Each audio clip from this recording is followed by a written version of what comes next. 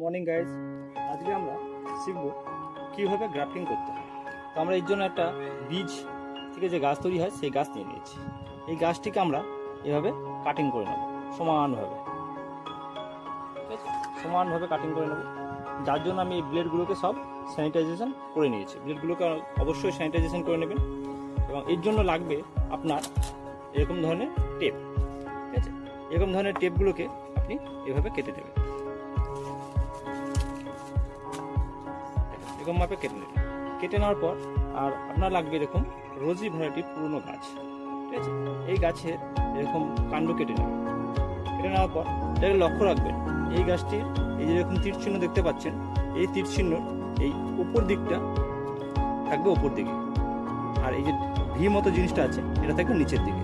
এটাই হচ্ছে গাছের নিয়ম। উল্টো লাগালে কিন্তু গাছ আবার হবে না, আপনাকে এইভাবেই লাগাতে হবে। তো দেখেন দাদা,